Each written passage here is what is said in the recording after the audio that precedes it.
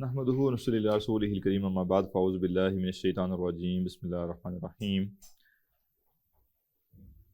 الف لام میم تنزیل الکتاب لا ریب فیہ من رب العالمین صدق اللہ العظیم رب اشرح لی صدری ویسر لی امری واحلل عقدۃ من لسانی یفقہوا قولی واجعل لی وزیرا من اہلی آمین یا رب العالمین۔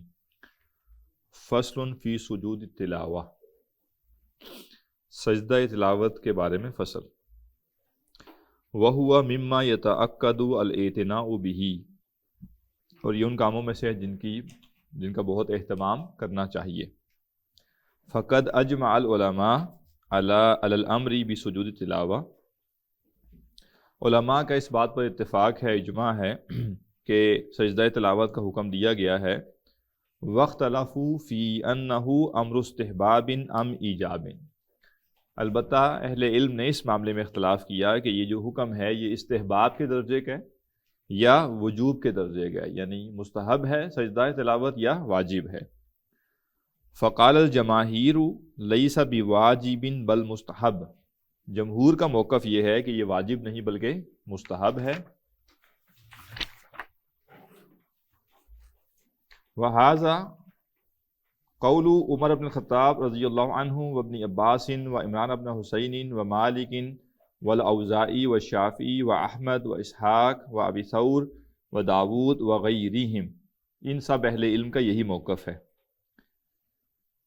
وقال ابو حنیفہ رحمہ اللہ، اور امام ابو حنیفہ رحمہ اللہ نے فرمایا ہوا واجب، سجدہ تلاوت واجب ہے۔ واحتج بقولہ تعالی، اور انہوں نے دلیل لی اللہ سبحانہ وتعالیٰ کے اس قول سے، اعوذ باللہ من الشیطان الرجیم، فما لہم لا یؤمنون، پس انہیں کیا ہوا کہ ایمان نہیں لاتے۔ وَإِذَا قُرِئَ عَلَيْهِمُ الْقُرْآنُ لَا يَسْجُدُونَ، اور جب ان پر قرآن پڑھا جاتا ہے تو سجدہ نہیں کرتے۔ تو اس آیت سے دلیل لی امام ابو حنیفہ رحمہ اللہ نے۔ وَاحْتَجَّ الْجَمْهُور، اور جمہور نے دلیل لی ہے بما صح عن عمر بن الخطاب رضی اللہ عنہ، حضرت عمر بن خطاب رضی اللہ عنہ سے جو صحیح حدیث سے ثابت ہے اس سے، انہ قرأ علی المنبر یوم الجمعۃ سورۃ النمل، کہ حضرت عمر بن خطاب رضی اللہ عنہ نے جمعے کے دن منبر پر سورۃ النمل کی تلاوت کی، حتی اذا جاء السجدۃ نزل فسجد، یہاں تک کہ جب سجدے کی آیت آئی تو منبر سے اترے اور سجدہ کیا، وسجد الناس، اور لوگوں نے بھی سجدہ کیا۔ حتی اذا کانت الجمعۃ القابلہ، جب اگلے ہفتے یعنی ایک ہفتے کے بعد دوبارہ جمعہ آیا، اگلا جمعہ آیا، قرأ بہا حتی اذا جاء سجدہ، تو دوبارہ انہوں نے جو ہے وہ تلاوت کی سورہ نمل کی، حتی اذا جاء سجدہ، یہاں تک کہ جب سجدہ کی آیت آئی، قال یا ایھا الناس، تو انہوں نے کہا لوگو انما نمر بالسجود، کہ ہم تو سجدوں پر سے گزرنے والے ہیں، مقامات سجدہ جو ہیں وہاں سے گزرنے والے ہیں، یا فمن سجد فقد اصاب، تو جو سجدہ کرے اس نے درست کام کیا، ومن لم یسجد فلا اثم علیہ، اور جو سجدہ نہ کرے تو اس پر گناہ کوئی نہیں۔ ٹھیک ہے، یعنی اس موقف سے کیا پتہ چلا کہ واجب نہیں۔ تو دو الگ موقف ہیں، دونوں کے دلائل انہوں نے ذکر کر دیے۔ امام ابو حنیفہ رحمہ اللہ نے ایک آیت سے استدلال کیا اور انہوں نے اس قول سے۔ وَلَمْ يَسْجُدْ عُمَرُ، اور حضرت عمر رضی اللہ عنہ نے اس موقع پر سجدہ نہیں کیا۔ رواہ البخاری وَهَذَا الْفِعْلُ وَالْقَوْلُ مِنْ عُمَرَ رضی اللہ عنہ، وہ کہہ رہے ہیں یہ قول اور فعل ہے نا حضرت عمر سے مروی ہے، فی هذا المجمع، اور یہ ان کا اکیلے کا نہیں بلکہ ایک بڑے مجمع، جمعے کا خطبہ ہے نا، اور خلافت میں جمعے کا خطبہ تو بڑی گیدرنگ ہے۔ تو اگر یہ صحیح نہ ہوتا تو کیا ہوتا؟ کوئی مخالفت کر دیتا کہ جی آپ کیا کر رہے ہیں، ایک واجب چیز آپ چھوڑ رہے ہیں۔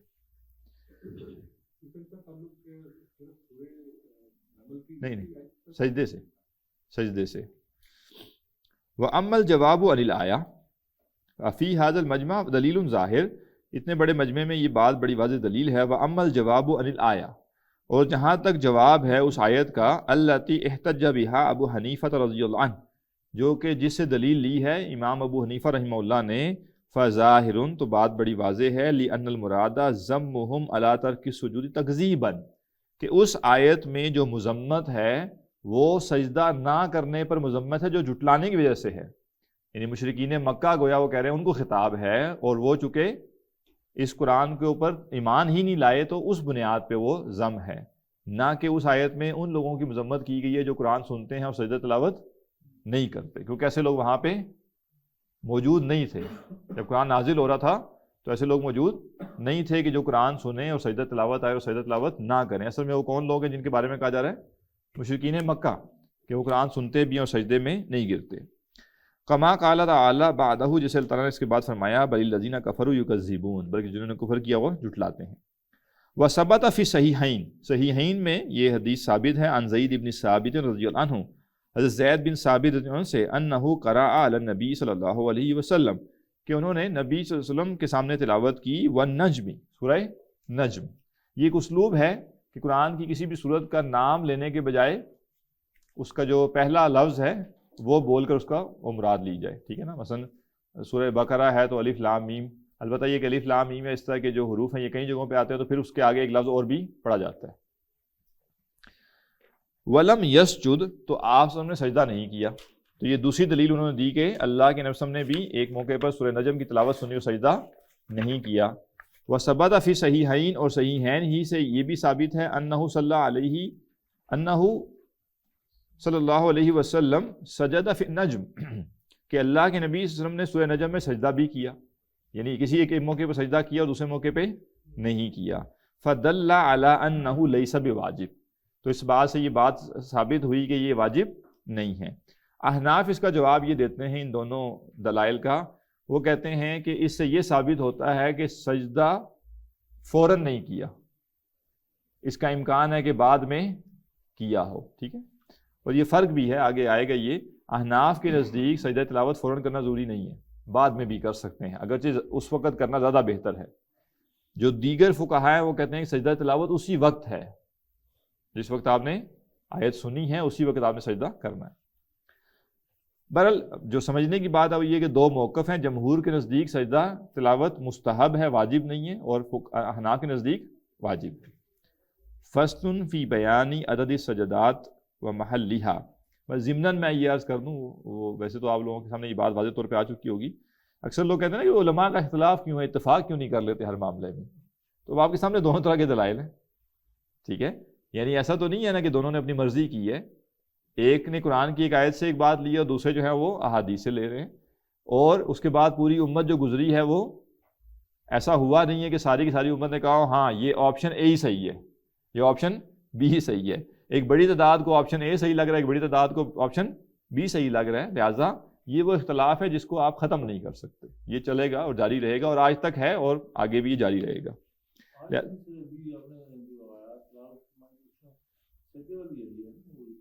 نہیں، فصل، پریشان نہ ہو، بچا لیں گے آپ کو۔ فصل فی بیان عدد السجدات و محلھا، سجدوں کی تعداد اور ان کی جگہ کا بیان، کہ سجدے کتنے ہیں سجدہ تلاوت اور ان کو کہاں کہاں ہیں۔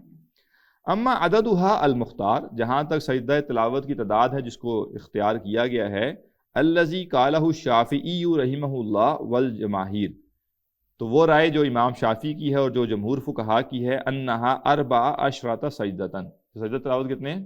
14 ہیں۔ فی الاعراف والرعد والنحل وسبحانہ، سبحانہ سے مراد سبحان الذی اسری بعبدہ، یہ سورہ بنی اسرائیل، ومریم وفی الحج سجدتان، سورہ حج میں ان کے نزدیک 2 سجدے ہیں، وفی الفرقان، سورہ فرقان میں، والنمل، سورہ نمل میں، والف لام میم تنزیل، ٹھیک ہے، یہ الف لام میم تنزیل جو ہے اس میں، وحامیم السجدہ، اور سورہ حامیم السجدہ جو ہے، تو 2 صورتیں ہیں نا سجدہ کے نام سے، ایک حامیم السجدہ ہے اور ایک الف لام میم تنزیل یا سورۃ السجدہ اس کا نام ہے۔ والنجم وَإِذَا السَّمَاءُ انشقت، اور یہ سورت انشقاق نام ہے نا، وَاقْرَأْ بِاسْمِ رَبِّكَ، اور اقرأ بِاسْمِ رَبِّكَ یعنی سورہ علق، تو یہ 14 کی فہرست آ گئی سجدہ تلاوت جو کہ امام شافعی کے نزدیک ہیں، ٹھیک ہے۔ اما سجدۃ الصاد، سورہ صاد میں جو سجدہ ہے، فمستحبۃ، تو یہ کہہ رہے ہیں کہ وہ مستحب ہے، فلیست من عزائم السجود، اور وہ لازمی سجدوں میں سے نہیں، یعنی یوں کہہ لیجئے کہ اگرچہ ان کے نزدیک کوئی سجدہ بھی لازمی نہیں ہے نا، یہ تو مستحب قرار دے رہے ہیں تمام سجدہ تلاوت کو، لیکن وہ کہہ رہے ہیں کہ سجدہ تلاوت جو ہے نا وہ بھی دو طرح کے ہیں. کچھ ہیں جن کو عزائم کہا گیا, جو زیادہ جن کے اوپر تاکید کی گئی, اور کچھ ہیں جو سے تھوڑے آپشنل سے قسم کے ہیں. ان کے نزدیک, فقہ شافعی کے نزدیک, سورہ صاد کا سجدہ 14 کی فہرست میں نہیں ہے. ٹھیک ہے, 14 سجدے الگ ہیں اور سورہ صاد کا سجدہ الگ سے ہے. ای متعقدہ, یعنی یہ اتنے مؤکد سجدوں میں سے نہیں, ان کی تاکید اتنی زیادہ اس سجدے کی نہیں ہے. انہ ثبت فی صحیح البخاری, صحیح بخاری سے ثابت ہے, عن ابن عباس رضی اللہ عنہما, حضرت عبداللہ بن عباس رضی اللہ عنہما سے مروی ہے, قال, انہوں نے کہا, صاد لیست من عزائم السجود, کہ سورہ صاد کا سجدہ عزائم میں سے نہیں ہے. وقد رأیت النبی صلی اللہ علیہ وسلم سجدہ فیہا, اور میں نے اللہ کے نبی صلی اللہ علیہ وسلم کو دیکھا ہے کہ آپ نے اس میں سجدہ کیا. ھذا مذہب الشافعی, یہ امام شافعی کی رائے ہے.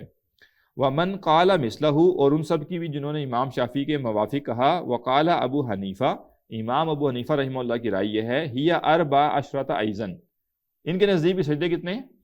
14 ہیں. البتہ فرق ہے, لیکن اسکت الثانیۃ من الحج, سورہ حج میں جو دوسرا سجدہ ہے وہ انہوں نے ساکت کر دیا, انہوں نے کہا وہ سجدہ نہیں ہے. احناف کے نزدیک سورہ حج میں ایک ہی سجدہ, دو نہیں ہے, اور جو سیکنڈ انہوں نے جس کو سیکنڈ کہا ہوا تھا وہ احناف کے نزدیک نہیں ہے. وَأَثْبَتَ سَجْدَةَ صَاد, اور فقہ حنفی میں سورہ صاد کا جو سجدہ ہے وہ کیا ہے؟ وہ لازمی سجدوں میں سے آ گیا. وَجَعَلَهَا مِنَ الْعَزَائِم, اور انہوں نے اس کو عزائم میں سے شمار کیا ہے. وَعَنْ أَحْمَدَ روایتان, اور امام احمد سے 2 روایتیں منقول ہیں. احداہما کا شافی, ان میں سے ایک رائے امام شافی سے موافق ہے. والثانیۃ 15, اور دوسری رائے یہ ہے کہ 15 سجدے ہیں. 15 کیسے ہوں گے؟ وہ سورہ صاد کو بھی اور سورہ حج کے دونوں, تو یہ کتنے ہو گئے؟ 15.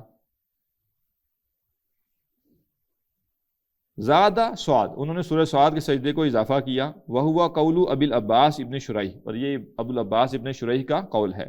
وہ ابی اسحاق المروزی من اصحاب شافعی, اور ابو اسحاق مروزی جو امام شافعی کے ساتھیوں میں سے ان کا بھی. وعن مالک روایتان, اور امام مالک سے بھی 2 روایتیں. احداہما کا شافی, پہلی رائے امام شافعی کی رائے کے موافق ہے. واشہرہما 11, اور جو زیادہ مشہور رائے ہے وہ 11 سجدوں کی ہے. اور 11 سجدوں میں کیا ہوگا؟ اسقط النجم, انہوں نے سورہ نجم والے سجدے کو بھی, اس کو بھی ساکت کیا. وَإِذَا السَّمَاءُ انشقت, سورہ انشقاق کے سجدے کو. وقرا, یعنی سورہ علق کے سجدے کو بھی ساکت کیا. اور سورہ صاد کا بھی نہیں ہوگا تو 11 ہو جائیں گے پھر. ٹھیک ہے. وَهُوَ قَوْلٌ قَدِيمٌ لِلشَّافِعِي, اور امام شافعی کا بھی قدیم قول اسی طرح تھا کہ 11 سجدے ہیں. اچھا, اب آپ دیکھیے نا, بظاہر آپ دیکھیں گے بہت بڑا اختلاف ہے, لیکن کیا اختلاف ہے؟ سب کے نزدیک 15 سجدے ہیں. ٹھیک ہے. امام شافعی کہہ رہے ہیں کہ یہ 14 ہیں اور یہ والا کم تاکید والا ہے. امام ابو حنیفہ کہہ رہے ہیں کہ اس میں سے وہ سورہ حج والا دوسرا نہیں ہے اور وہ والا ہے. ٹھیک ہے نا, 19-20 کا فرق ہے. اور تیسرے وہ کہہ رہے ہیں 15 ہیں, چھوڑیں. ٹھیک ہے, نہ آپ کی نہ ہماری. ٹھیک ہے نا, 15 سجدے سارے کے سارے ایک جیسے ہیں, سارے ہی کرنے ہوں گے. تو بظاہر اب ہوتا کیا ہے, جو سوشل میڈیا پہ آج کل ٹرینڈ چلتا ہے نا, علماء کے خلاف لوگوں کو وہ ابھارنے والا, اور دیکھیں جی علماء نے یہ کر دیا. اگلا سننے والے کو پتہ ہی نہیں ہے, وہ ایک عام آدمی ہے جس کو علماء کے نہ اقوال کا پتہ ہے نہ اختلافات کا پتہ ہے. اس کو بتایا جاتا ہے دیکھو علماء نے کیا فساد مچایا ہے, نعوذ باللہ. جیسے یہ سجدوں پہ یہ متفق نہیں ہوئے جی, سجدہ تلاوت پہ ہی متفق نہیں ہو سکے, کوئی کیا کہتا ہے, کوئی کیا کہتا ہے. حالانکہ اگر اس کو انالائز کیا جائے تو بات کچھ بھی نہیں. ٹھیک ہے نا, یعنی ایک سجدے پہ اصل میں اختلاف ہے کہ سورہ حج کا دوسرا سجدہ ہے یا نہیں, بس اتنا سا اختلاف ہے. ایسا تو نہیں ہے کہ فقہ شافعی میں 15 اور مقامات ہیں اور فقہ حنفی میں 15 اور مقامات, ایسا تو کچھ نہیں ہے نا, معمولی سا اختلاف. اور وہ اختلاف ہے کس بیس پہ؟ کچھ نہ کچھ روایات پیچھے ایسی ہیں جن کو سمجھا گیا تو اس سے یہ اختلاف پیدا ہو گیا, کوئی بڑی بات نہیں. وہ صحیح ما قدمناہ, اور ان کے نزدیک وہ کہہ رہے ہیں صحیح وہ ہے جو ہم پہلے بات بیان کر چکے. والاحادیث صحیحہ تدل علیہا, اور صحیح احادیث پر دلالت کرتی ہیں. واما محلھا, اور جہاں تک سجدوں کے مقامات کا تعلق ہے, تو اب یہ جو آگے ساری آیات ہیں نا, یہ تو چونکہ سجدہ تلاوت کے نشان لگے ہوئے ہیں نا, تو وہ سارے مقامات انہوں نے بتا دیے کہ فلاں فلاں جگہ پہ یہ سجدے ہیں. آگے آ جائیے جی. ولا خلاف یعتد بہ فی شیء من مواضعہ, اور ان سجدوں کی جگہ میں کوئی ایسا اختلاف نہیں جس کا اعتبار ہو. الا التی فی حامیم, سوائے اس سجدے کے جو حامیم السجدہ یعنی سورہ فصلت کے سجدے میں ہے. فإن العلماء اختلافوا فیہا, تو علماء نے اس میں اختلاف کیا ہے. فذهب الشافعی واصحابہ، امام شافعی ان کے ساتھیوں کا موقف ہے انہا ما ذکرناہ کہ اس کی جگہ وہ ہے جو ہم نے پیچھے ذکر کی. وَإِنَّهَا أَكِيبُ يَسْأَمُونَ کہ وہ کہہ رہے ہیں کہ یہ لا یسأمون اصل میں، ٹھیک ہے، لا یسأمون یہ وہ ہے، وہاں پہ ہے یہ. وَهَذَا مَذْهَبُ سعید ابن مسیب، اور یہ سعید بن مسیب رحمہ اللہ کی رائے ہے. وہ محمد ابن سیرین، اور محمد بن سیرین رحمہ اللہ کی. و ابی وائل شقیق ابن سلمہ و سفیان الثوری و ابی حنیفہ و احمد و اسحاق ابن راہوے و ذہب آخرون الی انہا عقیبہ قولہ تعالیٰ. اور کچھ لوگوں نے یہ کہا کہ یہ جو سجدہ یہ کہاں پہ ہے، ان کنتم ایاہ تعبدون، یہاں پہ ہے. ٹھیک ہے، مقامات کے بارے میں اختلاف ہے. حکاہ ابن المنذر، ابن منذر نے یہ قول نقل کیا ان عمر بن خطاب والحسن البصری واصحابی عبداللہ ابن مسعود. حضرت عمر بن خطاب، حضرت حسن بصری اور حضرت عبداللہ بن مسعود کے اصحاب،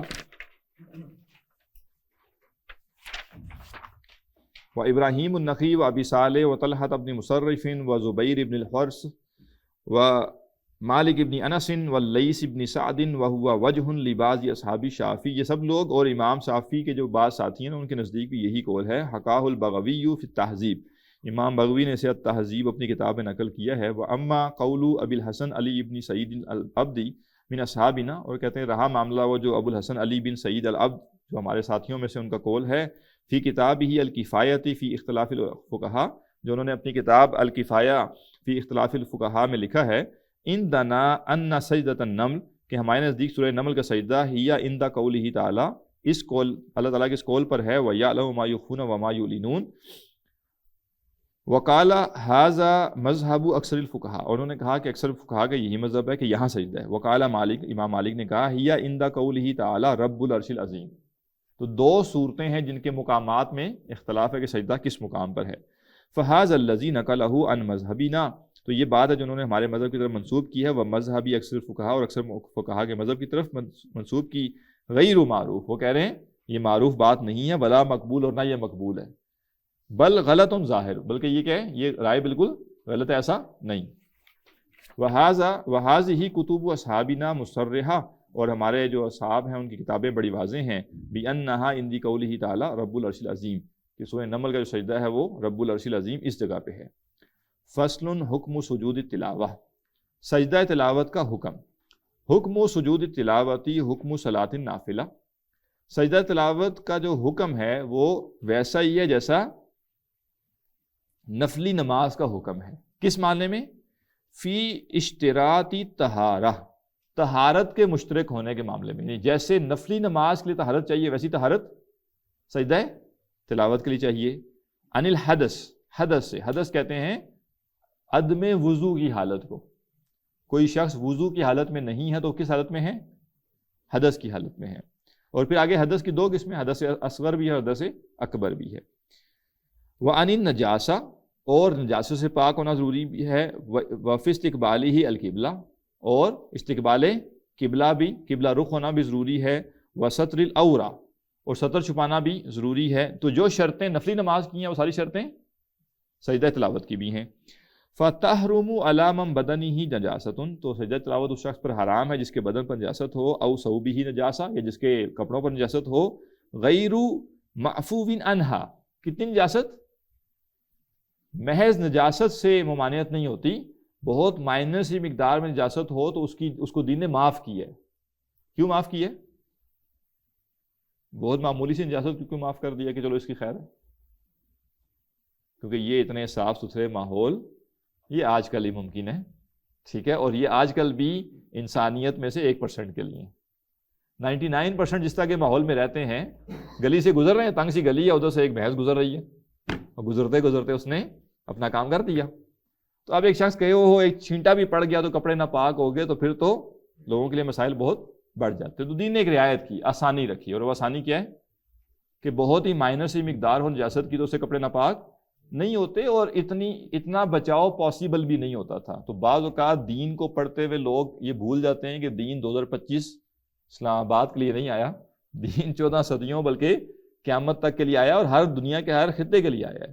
تو بہت بڑی تعداد میں جو لوگوں کا رہن سہن ہے جس طرح کا وہ ہوتا ہے، ان کے لیے اتنی زیادہ پاکی یعنی نجاست سے بچنا آسان نہیں ہوتا. کہیں نہ کہیں کچھ نہ کچھ نجاست لگ جاتی ہے.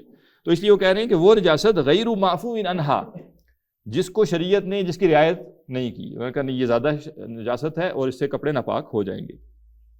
وعلی المحدث، اور جو محدث ہے اس پر بھی، اذا تیمم، سوائے یہ کہ وہ تیمم کر لے، فی موضع یجوز فیہ تیمم، ان جگہوں پہ جہاں تیمم جائز ہے، وتحرم الی غیر القبلۃ، اور قبلہ کے علاوہ کسی اور سمت رخ کر کے تلاوت، سجدہ تلاوت یہ بھی حرام ہے، الا فی السفر، سوائے سفر کے، حیث تجوز النافلۃ الی غیر القبلہ، کیونکہ سفر میں نفلی نماز بھی ادر دین قبلہ جائز ہو جاتی ہے۔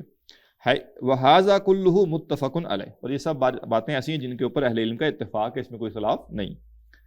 فَصْلٌ إِذَا قَرَأَ سَجْدَةَ الصَّعْدِ، جب کوئی شخص سورہ صاد کا جو سجدہ ہے جس آیت میں وہ آیت پڑھے،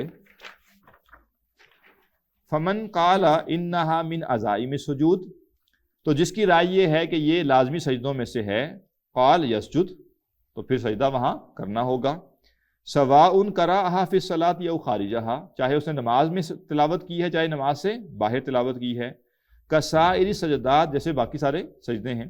واما الشافعی وغیرہ، اور جہاں تک امام شافعی اور دوسرے ائمہ کا تعلق ہے، ممن قال، جن کی رائے یہ ہے لیست من العزائم، کہ یہ عزائم میں سے نہیں، یعنی فقہ حنفی کے نزدیک تو یہ سجدہ ہے، لہذا وہ کیا ہوگا، کرنا ہوگا۔ جو حنفی نہیں ہے شافعی ہے، اگر کوئی ہے سننے والوں میں، تو وہ اس کے لیے اگلا پوائنٹ ہے، وہ کہہ رہے ہیں کہ ممن قال لیست من العزائم، جن کی رائے یہ ہے کہ یہ عزائم سجدوں میں سے نہیں ہے، فقالوا، تو انہوں نے کہا اذا قرأها خارج الصلاۃ، جب کوئی شخص اس کو نماز کے باہر پڑھے، یعنی ویسے تلاوت کرتے ہوئے پڑھے، استحب له السجود، تو اس کے لیے سجدہ کرنا مستحب ہے، لأن النبی صلی اللہ علیہ وسلم سجدہ فیہا، اس لیے کہ اللہ کے نبی صلی اللہ علیہ وسلم نے اس میں سجدہ کیا، کما قدمنا، جیسے ہم نے پیچھے بیان کیا، وَإِن قرأها فی الصلاۃ لم یسجد، اگر وہ نماز میں پڑھے گا تو سجدہ نہیں کرے گا، یہ شافعی فقہ کی بات ہو رہی ہے۔ تو سورہ صاد کا سجدہ فقہ شافعی سے تعلق رکھنے والا شخص جب نماز میں پڑھے گا تو وہ سجدہ نہیں کرے گا۔ فَإِن سَجَدَ وَهُوَ جَاهِلٌ، اگر اس نے سجدہ کر لیا اور اس کو پتہ نہیں تھا، اس نے طبیان کی والی کلاس اٹینڈ نہیں، شافعی بھی تھا اور طبیان کی کلاس بھی اٹینڈ نہیں کی تھی، او ناسن، یا بھولنے والا تھا، اٹینڈ تو کی تھی لیکن دنیا کی فکریں بہت زیادہ تھی، لم تبطل صلاتہ، اس کی نماز باطل نہیں ہوگی، اس کے لیے عذر ہے، ولیکن یسجد للسہو، لیکن سجدہ سہو پھر بھی وہ کرے گا، وَإِن كَانَ عَالِمًا، اور اگر وہ جانتا تھا اس معاملے کو، اس رائے کا اس کو پتا تھا، فَالصَّحِيحُ أَنَّهُ تَبْطُلُ صَلَاتُهُ، تو پھر صحیح رائے یہ ہے کہ اس کی نماز باطل ہوگی، کیوں؟ لِأَنَّهُ زَادَ فِي الصَّلَاةِ مَا لَيْسَ مِنْهَا، کیونکہ اس نے نماز میں وہ اضافہ کیا جو اس میں نہیں تھا، اضافی سجدہ کر لیا جو کہ نماز میں نہیں کرنا تھا، فبطلت، تو اس کی نماز باطل ہو گئی، کما لو سجد للشکر، جیسے کہ کوئی شخص اگر سجدہ شکر کر لے، فإنها تبطل صلاته بلا خلاف، تو اس کی نماز باطل ہو جاتی ہے بلا اختلاف، یعنی سجدہ شکر نماز کے اندر نہیں کرنا، الگ سے انسان کر سکتا ہے۔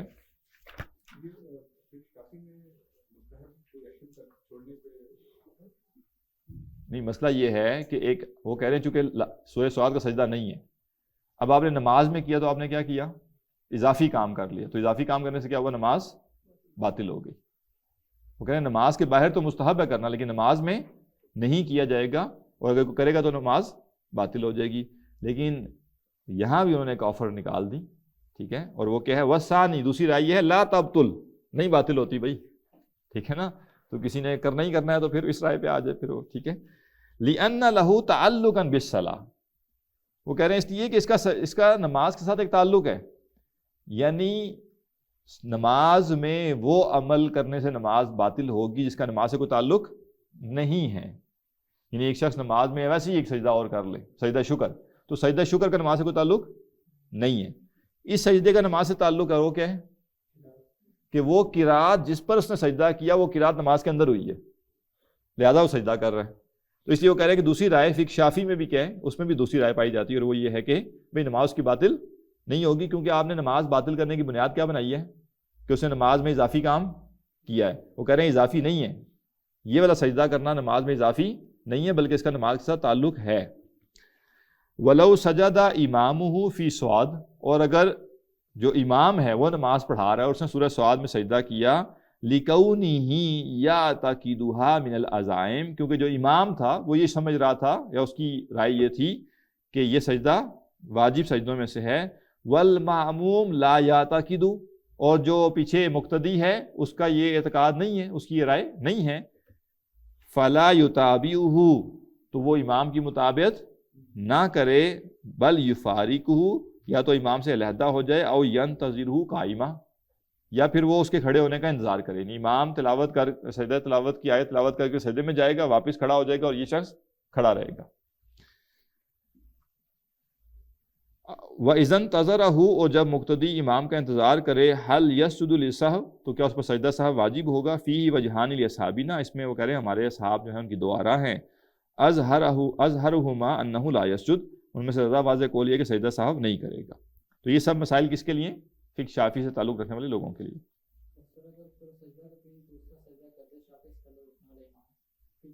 جی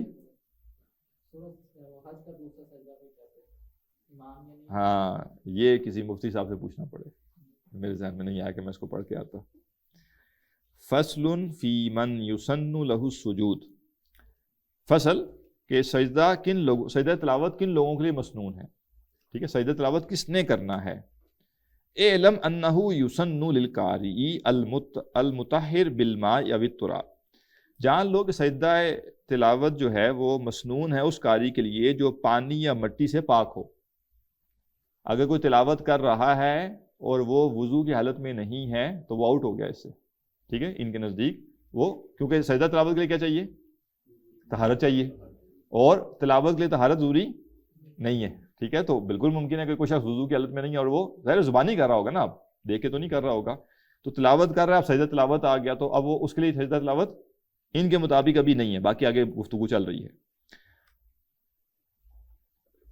المطہر بالماء او التراب، وہ قاری جو کہ پاک ہو مٹی سے یا پانی سے، حیث یجوز، جہاں جس کی اجازت ہے، یعنی اگر پانی ہے تو پھر پانی ہے، اور اگر پانی نہیں ہے تو پھر وہ تیمم کر سکتا ہے۔ سواء کان فی الصلاۃ او خارج منہا، چاہے وہ نماز کے اندر ہو یا نماز کے باہر۔ ویسن للمستمع، یہاں تھوڑا سا آپ کو عربی کا فائدہ ہوگا، گرامر جن لوگوں کو تھوڑی بہت آتی ہے۔ ویسن، اور مسنون ہے، للمستمع، مستمع، اور آگے آئے گا ویسن ایضا للسامع، مستمع اور سامع دونوں لفظ آ رہے ہیں نا، ٹھیک ہے نا، تو فرق کیا ہے؟ مستمع وہ شخص جو بہت غور سے سن رہا ہو، اور سامع عام سننے والا، جنرل، ٹھیک ہے نا، یعنی سامع ہے ثلاثی مجرد سے، اور مستمع ہے مزید فی سے، اور باب کون سا ہے؟ استفعال۔ 200 روپے جرمانہ ہونا چاہیے، بلکہ 2000 پہ جرمانہ ہونا چاہیے، پارٹ 2 والوں کو 2000، پارٹ 1 والوں کو 200۔ جی، اہتمام کس میں ہوتا ہے؟ افتعال میں، سین میم عین تو مادہ ہے نا، ٹھیک ہے نا، للمستمع باب افتعال، اور افتعال میں اہتمام پایا جاتا ہے، تو مستمع توجہ سے سننے والا، غور سے کان لگا کے سننے والا، اور سامع جنرل، یعنی سامع میں یہ نہیں ہے کہ کان لگا کے نہیں سن رہا، لیکن آپ صرف سامع کہہ کے یہ ثابت نہیں کر سکتے کہ اس سے مراد غور سے سننے والا، تو جب آپ نے یہ کہنا ہے کہ غور سے سننے والا تو اب آپ کیا کریں گے؟ مستمع کریں گے، ٹھیک ہے، اور سامع جنرل ہے، تو جب دونوں اکٹھے آ گئے تو کیا پتہ چل گیا کہ اب مستمع کے مقابلے میں جب سامع آیا تو سامع غور سے سننے والا نہیں ہے، ٹھیک ہے نا، جب ایک کلام میں 2 الفاظ آگے نا تو بتا رہے ہیں کہ دونوں میں فرق ہے۔ تو جو وضو کی حالت میں تلاوت کر رہا ہے، چاہے وہ نماز میں ہے چاہے نماز کے باہر، اس کے لیے سجدہ تلاوت کیا ہے؟ مسنون ہے۔ اچھا، ان کے نزدیک چونکہ مسنون ہے تو یہ مسنون کہیں گے، فقہ حنفی کے نزدیک واجب ہے تو واجب۔ دوسری بات وہ کہہ رہے ہیں جو غور سے سننے والا اس کے لیے بھی مسنون ہے۔ وَيُسَنُّ أَيْضًا لِلسَّامِعِ غَيْرَ الْمُسْتَمِعِ، اور اسی طرح سامع جو ہے جو اتنی توجہ سے نہیں سن رہا، یعنی ایک وہ شخص ہوتا ہے جو کہ یکسو ہو کے تلاوت سن رہا ہے، اور ایک وہ شخص ہے جو پاس کہیں بیٹھا ہوا ہے، اپنے بھی کام میں لگا ہوا ہے اور ساتھ میں تلاوت بھی اس کے کان میں پڑ رہی ہے، توجہ سے اتنی زیادہ نہیں سن رہا لیکن موجود ہے اس جگہ پہ۔ وَلَٰكِنْ قَالَ الشَّافِعِي، لیکن امام شافعی کہتے ہیں لَا أُؤَكِّدُ فِي حَقِّهِ، سامع کے حق میں میں تاکید نہیں کرتا، سامع نہ بھی کرے سجدہ تو اتنا مسئلہ نہیں ہے، لیکن مستمع کرے گا، ٹھیک ہے، کیونکہ وہ توجہ سے سن رہا ہے۔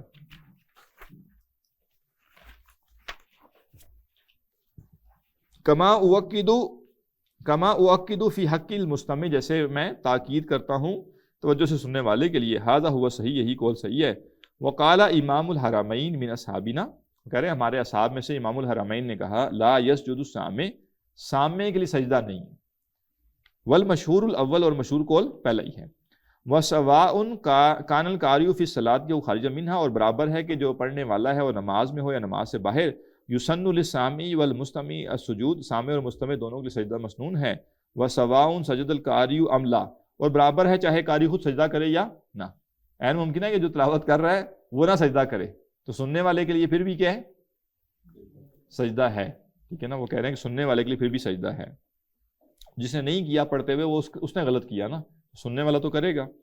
ھذا ہوا صحیح المشہور، یہی صحیح اور مشہور قول ہے، عند اصحاب شافعی، امام شافعی کے ساتھیوں میں، لا یسجد المستمع لقراءۃ من فی الصلاۃ، مستمع جو ہے وہ اس سماعت پہ سجدہ نہیں کرے گا جو قراءت نماز میں ہو، ٹھیک ہے، یعنی امام نماز کی حالت میں قراءت کر رہا ہے اور مستمع نماز کی حالت میں نہیں ہے، تو وہ کہہ رہے ہیں وہاں سجدہ نہیں ہے۔ وقال السید الانی من اصحاب شافعی، امام شافعی کے ساتھیوں میں سے سید الانی نے کہا، لا یسن السجود الا ان یسجد القاری، سجدہ تبھی ہوگا جب قاری خود سجدہ کرے، یعنی جو تلاوت کرنے والا ہے وہ بھی سجدہ کرے تب جو دوسرا سننے والا ہے وہ سجدہ کرے گا، اور یہاں یہ کنڈیشن نہیں ہے کہ وہ نماز میں ہے، ٹھیک ہے نا، باہر نماز سے باہر۔ والصواب الاول، اور پہلا قول ہی صحیح ہے، ولا فرق بین ان یکون القاری مسلما بالغا مطہرا رجلا، اور وہ کہہ رہے ہیں اس میں کوئی فرق نہیں کہ جو قاری ہے تلاوت کرنے والا وہ بالغ ہو اور باوضو ہو اور مرد ہو، وہ بین ان یکون کافرا، یا وہ کافر ہو، او صبیا، یا وہ بچہ ہو، او محدثا، یا وہ بے وضو ہو، او امرأۃ، یا وہ عورت ہو، ھذا ہوا صحیح عندنا، وہ کہہ رہے ہیں ہمارے نزدیک یہی بات صحیح ہے۔ وبہ قال ابو حنیفہ، ہاں سننے والے کے لیے، سننے والے کی بات ہو رہی ہے کہ سننے والے نے سجدہ کرنا ہے، ٹھیک ہے، کوئی فرق نہیں ہے کہ پڑھنے والا کون ہے، سننے والے نے سجدہ کرنا ہے۔ وبہ قال ابو حنیفہ، اور یہی قول امام ابو حنیفہ رحمہ اللہ کا بھی ہے۔ وقال بعض اصحابنا، ہمارے بعض صاحب نے کہا، لا یسجد لقراءۃ الکافر، نہیں بھئی کافر کی قراءت پہ سجدہ نہیں کیا جائے گا، بعض لوگوں کی رائے ہے۔ والصبی، اور نہ بچے کی قراءت پہ، والمحدث، اور نہ بے وضو شخص کی قراءت پہ، والسکران، اور نہ اس شخص کی قراءت پہ جو نشے کی حالت میں ہو۔ وقال جماعت من السلف، اور اسلاف میں سے ایک جماعت نے کہا، لا یسجد لقراءۃ المرأۃ، عورت کی تلاوت پر بھی وہ سجدہ نہیں کرے گا۔ حکاہ ابن المنذر عن قتادہ، ابن المنذر نے یہ قول قتادہ سے نقل کیا، وہ مالک، اور امام مالک سے، وہ اسحاق، اور اسحاق بن راہویہ سے، وہ ثواب ما قدمنا، اور صحیح رائے وہ ہے جو پیچھے آ چکی ہے۔ فصل فی اختصار السجود، سجدہ مختصر کرنے کا حکم۔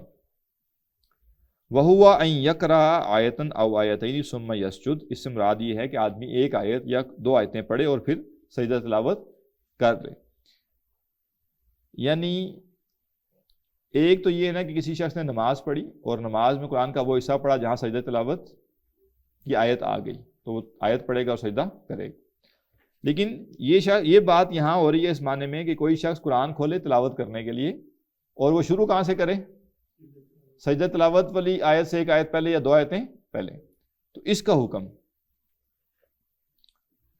حکاہ ابن المنذر وعن الشعبی والحسن البصری ومحمد ابن سیرین والنخعی واحمد واسحاق انہم کریہوا ذلک، ان لوگوں کی رائے یہ ہے کہ یہ بات پسندیدہ نہیں، جائز نہیں، وہ کہہ رہے پسندیدہ نہیں ہے، یعنی یہ کہنا چاہ رہے ہیں کہ وہ کیا کرے بھی تلاوت تھوڑی زیادہ کرے، یعنی خالی سجدہ کرنے کے لیے سجدہ تلاوت آیت پڑھنا صحیح مناسب، وہ کہہ رہے مناسب نہیں ہے، اگر وہ تلاوت کر رہا ہے اور پھر سجدے کی آیت آ گئی بیچ میں تو سجدہ کرے ہی بہتر ہے، بجائے اس کے کہ آپ صرف سجدہ کرنے کے لیے وہ ایک یا دو آیتیں پڑھ لے۔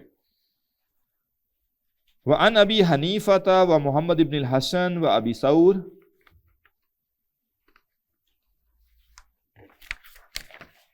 انہ لا بأس بہ، اور یہ جو لوگ ہیں امام ابو حنیفہ رحمہ اللہ اور کچھ اور اہل علم وہ کہتے ہیں اس میں کوئی حرج نہیں، وہذا مقتضی مذہبینا، اور کہہ رہے ہیں ہمارے جو مذہب ہے اس کا تقاضا بھی یہی ہے، کوئی بڑا مسئلہ، ایک آیت پڑھنی ہے، دو آیتیں پڑھنی ہے، بس سجدہ تلاوت آ گیا تو وہاں پہ آپ نے سجدہ کرنا ہے، کوئی مسئلہ نہیں، ضروری نہیں ہے کہ آپ 10-12 آیتیں لازمی پڑھیں۔ فصل، اچھا اب دیکھیں نا کئی لوگوں کو یہ سن کے لگے گا یار یہ کوئی ایشوز ہیں، ٹھیک ہے نا.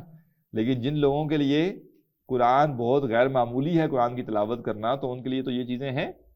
اور ایسے لوگ ہوں گے جنہوں نے یہ کیا ہوگا کہ سجدہ کرنے کے لیے وہ اسپیسیفک وہ آیتیں 2 پڑھ لیتے ہوں گے، سجدہ کر لیتے ہوں گے. تو بعد اہل علم نے کہا ہوگا یار یہ نہ کرو، جب تلاوت کرنی تھوڑی زیادہ کرو. بعد نے کہا یار ٹھیک ہے کرنے دو، غلط کیا اس میں، جانے دو ٹھیک ہے. تو گویا یہ چیز ڈسکشن کا وہ حصہ بنی. کیوں بنی؟ کیونکہ ان کے ہاں پیزے کے فلیورز پہ ڈسکشن نہیں تھی، ٹھیک ہے نا، اور 100 قسم کی چیزوں پہ ڈسکشن نہیں تھی، ڈسکشن انہی چیزوں پر ہوتی تھی. فصل اذا کان مصلیا منفردا، جب نماز پڑھنے والا اکیلا شخص ہو، سجدہ لقراءۃ نفسہ، تو اپنی ہی قرات پر وہ سجدہ تلاوت کرے گا. فلو ترک سجود تلاوتی و رکع، اگر اس نے سجدہ تلاوت چھوڑ دیا اور رکوع میں چلا گیا. ثم اراد ان یسجد للتلاوۃ لم یجز، اور پھر بعد میں اس نے سجدہ تلاوت کرنا چاہا تو اب جائز نہیں رہا. یعنی اس موقع کے اوپر اس نے چھوڑ دیا اور رکوع کر دیا تو اب دوبارہ سجدہ تلاوت نہیں ہوگا. فَإِن فَعَلَ مَعَ الْعِلْمِ بَطَلَ صَلَاتُهُ، اس نے جانتے بوجھتے ایسا کیا تو نماز اس کی باطل ہو جائے گی. وَإِن كَانَ قَدْ هَوَى لِسُجُودِ التِّلَاوَةِ، اور اگر وہ سجدہ تلاوت کے جھک چکا تھا. ثُمَّ بَدَا لَهُ وَرَجَعَ إِلَى الْقِيَامِ جَازَ، اور پھر اس نے ارادہ بدل لیا اور دوبارہ کھڑا ہو گیا تو یہ جائز ہے. اما اذا اصغى المنفرد بالصلاة، رہا یہ معاملہ کہ جب اکیلا نمازی جو ہے نماز میں ہو اور کان لگا کر سن رہا ہو، لقراءۃ قارئ فی الصلاۃ او غیرہا، کسی قاری کی قرات کو، چاہے وہ نماز میں ہو چاہے وہ نماز سے باہر ہو. فلا یجوز له ان یسجد، تو اس کے لیے جائز نہیں ہے کہ وہ سجدہ کرے. یعنی نماز پڑھتے ہوا شخص جو ہے وہ دوسرے کی تلاوت سن کے اپنے امام کے علاوہ سجدہ تلاوت نہیں کرے گا، ٹھیک ہے نا. صرف سجدہ تلاوت نماز کی حالت میں تب ہوگا جب امام نے تلاوت کی ہے اور سجدے کی آیت آئی اور اس نے سجدہ کیا تو یہ سجدہ کرے گا. یہ بھی نہیں کرنا کہ امام نے سجدہ نہیں کیا تو یہ کہے کہ امام کا تو اپنا معاملہ ہے، امام نے اپنی قبر میں جانا ہے، میں نے اپنی قبر میں جانا ہے، میں سجدہ کر لیتا ہوں، ٹھیک ہے نا. تب یہ کام نہیں کرنا. امام سجدہ کرے گا تو یہ کرے گا، امام نے نہیں کیا تو کیا وہ آگے آ جائے گا.